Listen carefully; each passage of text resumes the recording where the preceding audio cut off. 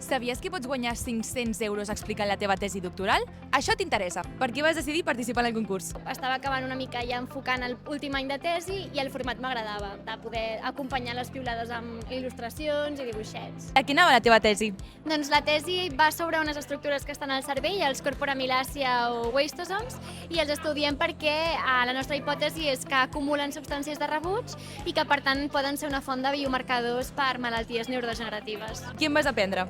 Doncs recollir una mica tot el camí de la tesi, comunicar-ho i fer un resum. Per què és important saber com comunicar la recerca universitària al públic general? Un cop ho pots comunicar de manera fàcil per tothom, en el fons ja estàs incorporant i dominant tot aquell coneixement i per tant també és una prova per tu mateixa, no, de dir, vale, soc una persona que en sap en aquest àmbit, i suposo també en el fons penso, si hi ha un finançament públic darrere de moltíssima recerca, doncs és superimportant poder fer un retorn i que la societat pugui veure cap a on va allò que inverteix. Animaries a la resta de doctorants UB a participar-hi?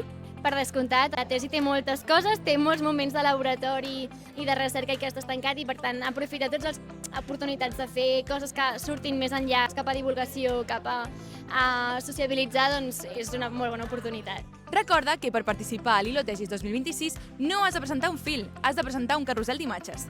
Tens temps fins al 21 de maig.